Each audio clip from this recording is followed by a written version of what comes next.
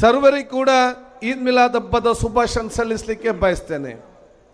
ಇವತ್ತೊಂದು ಅತ್ಯಂತ ಪಾವಿತ್ರತೆಯ ಮತ್ತು ವಿಶ್ವಕ್ಕೆ ದೊಡ್ಡ ಮಟ್ಟದ ಸಾಮಾಜಿಕ ಕ್ರಾಂತಿಯ ಸಂದೇಶ ಕೊಟ್ಟಂಥ ದಿವಸ ಅಂತ ಬಹಳ ಹೆಮ್ಮೆಯಿಂದ ನಾವು ಹೇಳಲಿಕ್ಕೆ ನಾನು ಇವತ್ತು ಬಯಸ್ತೇವೆ.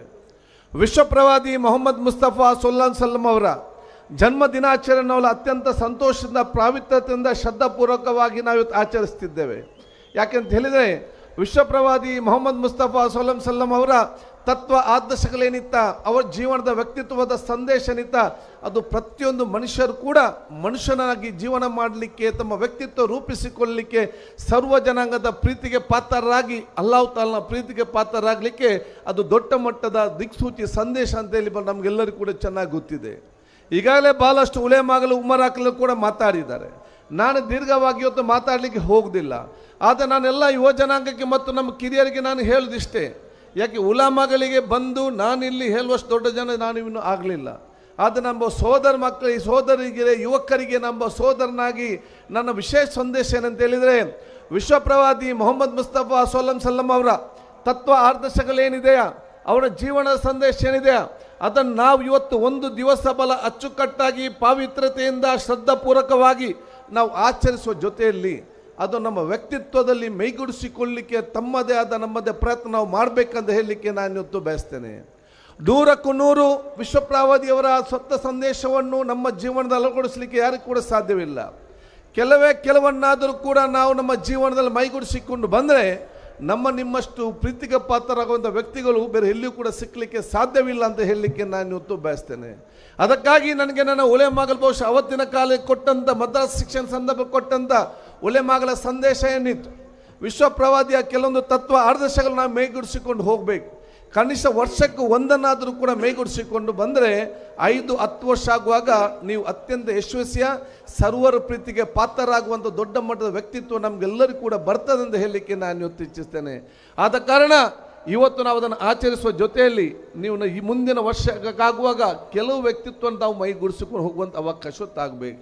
ಬಹುಶಃ ಹೀಗಾಗಿ ನನ್ನ ಉಲೇಮಾಗಲು ನಮಗೆ ಭಾಳ ಸ್ಪಷ್ಟವಾದ ಸಂದೇಶ ಕೊಟ್ಟಂಥ ಬಳಿ ವಿಶ್ವಪ್ರವಾದಿಯವರ ದೊಡ್ಡ ಮಟ್ಟದ ಸಂದೇಶ ನಮ್ಮ ಜಗತ್ತಿಗೆ ಯಾವುದಂತ ಹೇಳಿಂದೆ ತಾಳ್ಮೆಯಿಂದಿದೆ ಅಂತ ಹೇಳ್ತಾರೆ. ಸಬೂರ್ಗೆ ವಿಶೇಷವಾದ ಮಹತ್ವ ಇದೆ, ಸಬೂರ್ಗೆ ವಿಶೇಷವಾದ ಶಕ್ತಿ ಇದೆ. ಅದಕ್ಕೆ ತಾಳ್ಮೆಯಿಂದ ಇರಬೇಕಂತೇಳಿ ಭಾಳ ಸ್ಪಷ್ಟವಾದ ಸಂದೇಶವನ್ನು ಕೊಡ್ತಾ ಇದ್ದಾರೆ. ಅದಕ್ಕಾಗಿ ನಾನು ನಿಮ್ಗೆಲ್ಲರಿಗೂ ಹೇಳಿದಿಷ್ಟೇ, ನಮ್ಮ ಜೀವನದಲ್ಲಿ 100 ಕಷ್ಟಗಳಿರ್ಬೋದು. ಸಮಸ್ಯೆ ಇಲ್ಲದೆ ಯಾರಿಗೂ ಕೂಡ ಮನುಷ್ಯನಿಗೆ ಅಲ್ಲಾಹ್ ತಾಲ ಈ ಭೂಮಿಗೆ ಕಲಿಸಲಿಲ್ಲ. ಸಮಸ್ಯೆ ಇಲ್ಲದ ಊರು ಬೇಕಾದರೆ ಅದು ಒಂದು ಊರಲ್ಲಿ ಹೋಗಿ ಮಾತ್ರ ಕೂತ್ಕೊಳ್ಳಿ, ಅಲ್ಲಿ ನಿಮ್ಗೆ ಏನು ಕಷ್ಟ ಇಲ್ಲ, ಎಲ್ಲ ಭಾಳ ಖುಷಿಯಿಂದ ಇದ್ದಾರೆ.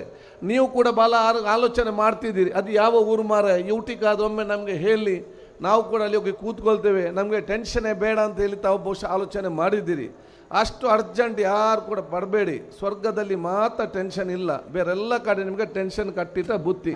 ಮತ್ತು ಅಲ್ಲಿಗೆ ಹೋಗ್ಲಿಕ್ಕೆ ನಿಮ್ಗೆ ಯಾರಿಗೆ ಅರ್ಜೆಂಟು ಇಲ್ಲ, ಸ್ವಲ್ಪ ಕಷ್ಟ ಇದ್ರೂ ನಾವು ಇಲ್ಲೇ ಇರ್ತೇವೆ ಎಂಬ ಭಾವನೆಯಲ್ಲಿ ಇದ್ದೀರಿ.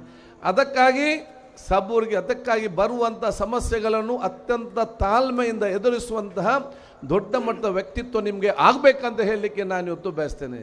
ಯಾವುದೇ ಒಂದು ವಿಚಾರ ಬಂದಾಗ ಭಾವನಾತ್ಮಕವಾಗಿ ಎದುರು ಬಿದ್ದು ಗಡಿಬಿಡಿ ಆಗದೆ ಸಮಾಧಾನದಿಂದ ಸಬೂರಿನಿಂದ ಆಲೋಚನೆ ಮಾಡಿ ಪರಿಹಾರ ಕೊಂಡಾಗ ಅದಕ್ಕೆ ಅತ್ಯುತ್ತಮವಾದ ಪರಿಹಾರ ಕಂಡು ಸಿಕ್ಕಲಿಕ್ಕೆ ಸಾಧ್ಯವಾಗ್ತದೆ. ಯಾರಿಗೆ ಸಬೂರ್ ಇದೆಯಾ, ಯಾರಿಗೆ ತಾಳ್ಮೆ ಇದೆಯಾ, ಅವನ ಯಶಸ್ಸನ್ನು ಯಾರಿಂದಲೂ ಕೂಡ ತಡೀಲಿಕ್ಕೆ ಸಾಧ್ಯವಿಲ್ಲ ಅಂತೇಳಿ ಅವತ್ತೇ ಕೂಡ ವಿಶ್ವಪ್ರವಾದಿ ಒಬ್ಬ ದೊಡ್ಡ ಮಟ್ಟ ಸಂದೇಶ ಕೊಟ್ಟಿದ್ದಾರೆ ಅಂತ ಹೇಳಲಿಕ್ಕೆ ನಾನು ಇವತ್ತು ಇಚ್ಛಿಸ್ತೇನೆ. ಅದಕ್ಕಾಗಿ ಬಹುಶಃ ಒಬ್ಬ ರಾಜನ ಕಿರೀಟ ಯಾವುದಂತ ಹೇಳಿದರೆ, ಒಬ್ಬ ರಾಜನ ಕಿರೀಟದಲ್ಲಿ ಎಷ್ಟು ವಜ್ರ ಇದೆ ಅಂತೇಳಿ ಮುಖ್ಯ ಅಲ್ಲ, ಒಬ್ಬ ರಾಜನ ಕಿರೀಟದಲ್ಲಿ ಎಷ್ಟು ಸಬೂರಿದೆ ಅವನೇ ದೊಡ್ಡ ಮಟ್ಟ, ಅದೇ ದೊಡ್ಡ ಮಟ್ಟದ ಕಿರೀಟ ಅಂತ ಹೇಳಲಿಕ್ಕೆ ನಾನು ಇವತ್ತು ಬಯಸುವಂಥದ್ದು. ಅದಕ್ಕಾಗಿ ನಾನೆಲ್ಲ ಯುವ ಜನಾಂಗಕ್ಕೆ ಹೇಳೋದು ಇಷ್ಟೇ, ಎಷ್ಟೇ ಕಷ್ಟ ಬಂದರೂ ಕೂಡ ತಾಳ್ಮೆಯಿಂದಿರಿ, ಸಬೂರಿಂದಿರಿ, ಸಮಸ್ಯೆ ಪರಿಹಾರ ಆಗ್ತದೆ. ಅದು ನಮ್ಮ ಧರ್ಮದ ಮತ್ತು ನಮ್ಮ ಸಮುದಾಯದ ಮತ್ತು ಸಮಾಜದ ದೊಡ್ಡ ಮಟ್ಟದ ಶಕ್ತಿ ಆಗಬೇಕು ಅಂತ ನಾನು ಕೇಳಲಿಕ್ಕೆ ನಾನು ಇವತ್ತು ಬಯಸ್ತೇನೆ.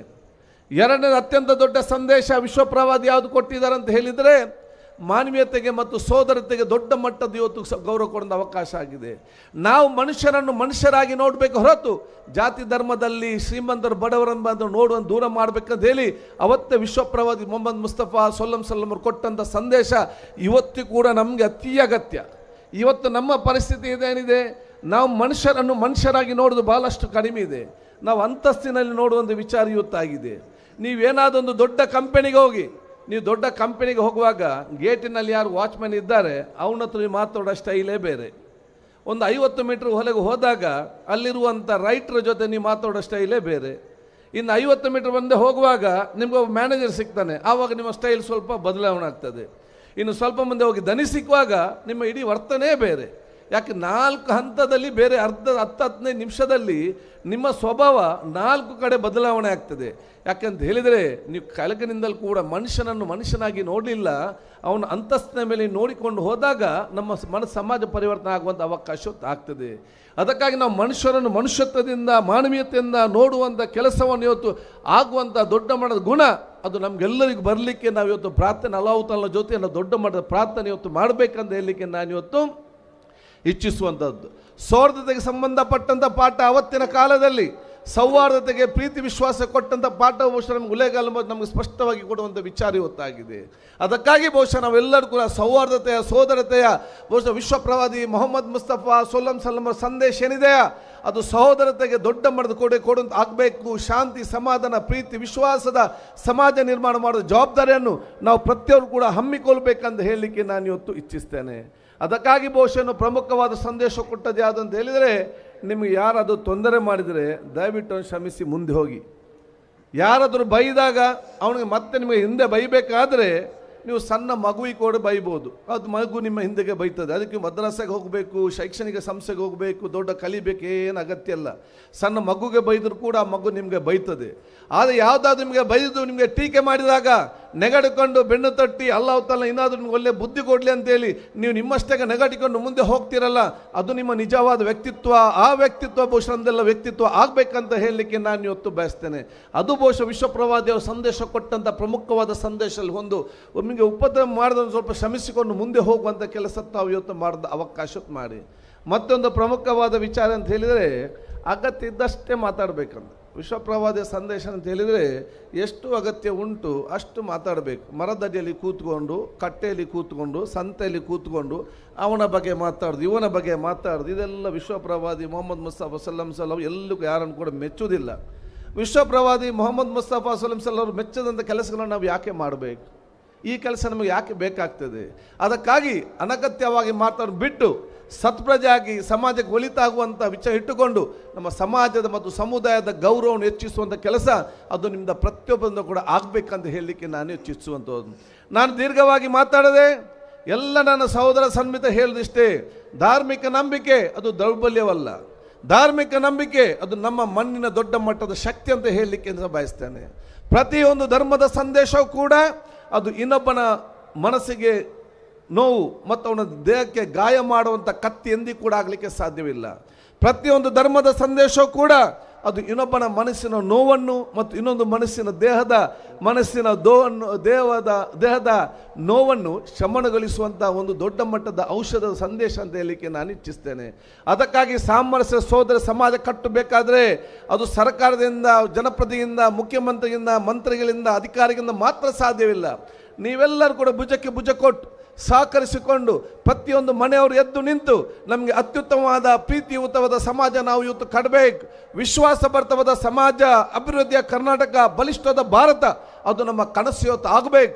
ಅದೇ ಇವತ್ತಿನ ದೊಡ್ಡ ಮಟ್ಟದ ನಮ್ಮೆಲ್ಲರೂ ಇವತ್ತು ಪ್ರಾರ್ಥನೆ ಅಂತ ಕೂಡ ನಾನು ಹೇಳಲಿಕ್ಕೆ ನಾನು ಇವತ್ತು ಬಯಸಿ ನಾನು ಅಫ್ಸರ್ ಬೇಕ್ ಮತ್ತು ಇಡೀ ತಂಡದವರಿಗೆ ಕರ್ನಾಟಕ ರಾಜ್ಯ ಜನರ ಪರ ಅಭಿನಂದನೆ ಶುಭ ಸಲ್ಲಿಸಿಕೊಂಡು ಇವತ್ತು ವಿಶ್ವಪ್ರವಾದಿ ಮೊಹಮ್ಮದ್ ಮುಸ್ತಫಾ ಸಲ್ಲಂ ಅವರ ಈ ಒಂದು ಶ್ರದ್ಧಾಪೂರ್ವಕ ಪವಿತ್ರ ಕಾರ್ಯಕ್ರಮ ಹಮ್ಮಿಕೊಳ್ಳುವ ಮೂಲಕ ಸಾಮಾಜಿಕವಾದ ಪರಿವರ್ತನೆ, ಸಮುದಾಯದ ಬಲಿಷ್ಠತೆ, ಸರ್ವಜನರ ಪ್ರೀತಿ ವಿಶ್ವಾಸದ ಪಡೆಯುವಂಥ ಅವಕಾಶವನ್ನು ಒದಗಿಸಿಕೊಟ್ಟಿದ್ದೀನಿ. ಸನ್ಮಾನ್ಯ ಮುಖ್ಯಮಂತ್ರಿಯವರು ಸ್ವತಃ ಇಂದು ಎಷ್ಟೇ ಬ್ಯುಸಿ ಇದ್ದರೂ ಕೂಡ, ಇನ್ನು ಬಾಲ ಕಾರ್ಯಕ್ರಮ ಇದ್ದರೂ ಕೂಡ ಬಹುಶಃ ಅದನ್ನೆಲ್ಲ ಬದಿಗಿಟ್ಟು ಇವತ್ತು ಬಂದಿದ್ದರೆ ಅದು ತೋರಿಸ್ಕೊಡುವ ಅವರು ನಮ್ಮ ಸಮುದಾಯದ ಮತ್ತು ಸಮಾಜದ ಮತ್ತು ಸೌಹಾರ್ದಕ್ಕೆ ತೋರಿಸಿಕೊಡುವಂಥ ದೊಡ್ಡ ಮಟ್ಟದ ಇವತ್ತೊಂದು ಸಂದೇಶ ಆಗಿದೆ ಅಂತ ಹೇಳಿಕೊಳ್ತಾ ಮತ್ತೊಮ್ಮೆ ಸರ್ವರ ಪರವಾಗಿ ನಾನು ಸ್ವಾಗತಿಸಿಕೊಂಡು ಬಹುಶಃ ಇವತ್ತು ಅಫ್ಸರ್ ಬೇಗ್ ಮತ್ತು ಇಡೀ ಅವರ ಟೀಮಿಗೆ ನನ್ನ ಪ್ರೀತಿಪೂರ್ವಕ ಕೃತಜ್ಞ ಸುಪ ಸಲ್ಲಿಸಿ ನನ್ನೆರಡು ಮಾತು ಮುಗಿಸ್ನೆ. ಅಸ್ಸಲಾಮು ಅಲೈಕುಂ ವರಹಮತುಲ್ಲಾಹಿ ಬರ್ಕಾತ್. ನೆಲ್ಲ ಸೋದರಿಗೆ ನಮಸ್ಕಾರಗಳು.